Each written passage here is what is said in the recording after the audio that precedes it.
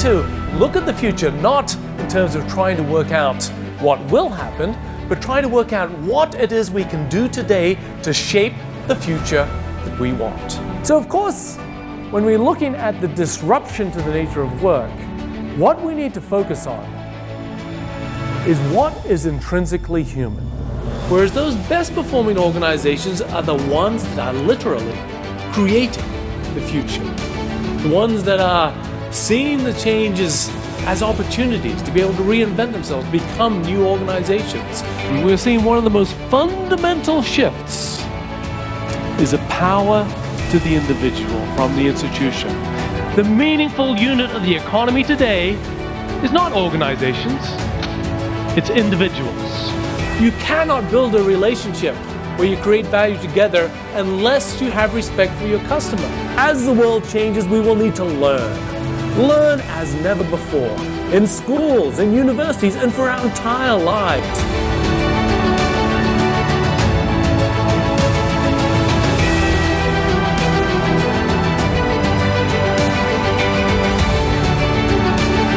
People who are not disabled may start to choose to modify themselves to have brain implants so that they can give themselves greater capabilities, greater memory, greater ability to think, which might even give them an advantage in the workplace, for example. Computers can actually make better decisions than referees. Well, I think it's pretty safe to say that we will continue to We will love be doing shopping. more shopping?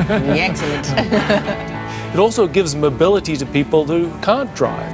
As technology gives us so many more options, including the options to turn back. As gods, make wise decisions with what we can do with those powers.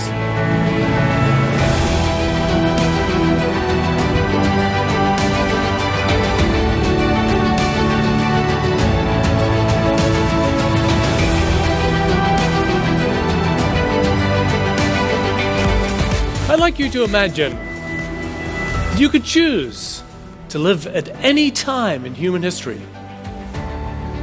So when would you choose to be alive? Maybe during the Renaissance, when there was an explosion of creativity and art and science. Or maybe choose to live in the Roman times when they really knew how to throw a party. But for me, there's absolutely no question. Now is the most exciting time in human history.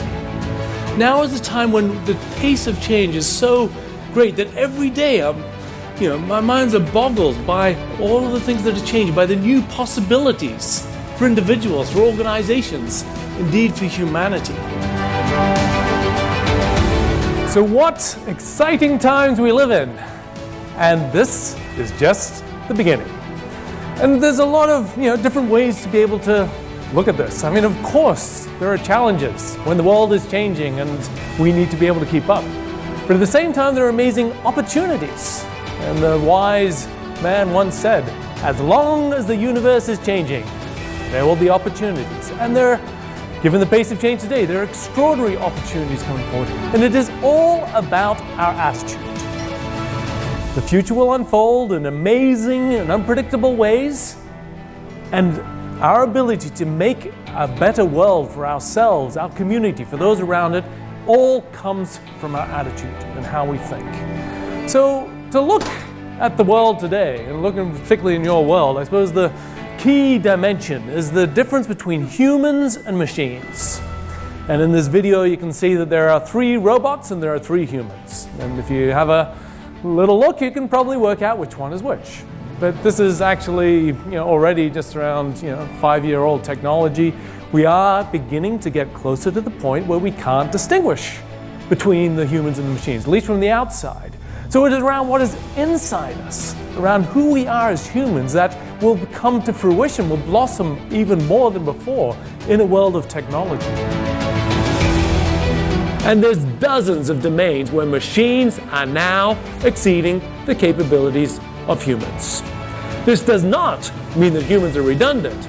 In fact, we can say there's 3 primary domains where humans will always exceed machines. Deep expertise, knowing a lot about particular concepts and having the context for it. Creativity and imagination, coming up with new ideas. And relationships, empathy, understanding people, relating to people, helping them to change who they are. and all of the intersections of these recreating the jobs of the future, the work of the future. So it's not a question of machines replacing humans.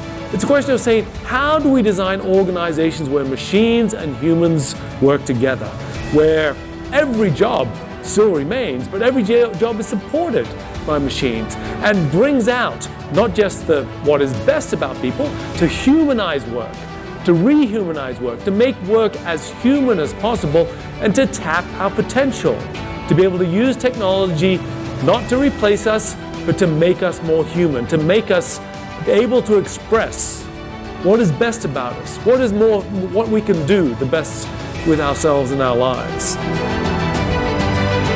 Joseph Campbell was a comparative mythologist. He studied the stories and the myths and the peoples all around the world, in every continent. And what he found is that the stories of every people around the world is in fact the same story. It's what he called the hero's journey. And basically the hero's journey goes that people are in their everyday life and they are called beyond. There is something which pushes them out, that calls them beyond into a difficult, challenging world where they encounter many challenges. They encounter people that help them along their way. But finally they go and they take something and they create something and find something of value and bring that back to them, their family, their community, and those around them. And that we are all on this hero's journey in this extraordinary, yes, it is the most exciting time in human history, and that means it is the most challenging time in human history. So we need to understand those challenges, use those challenges to call us beyond, to go on that journey, to be able to, in this case, to be able to see and to be able to create the future of travel.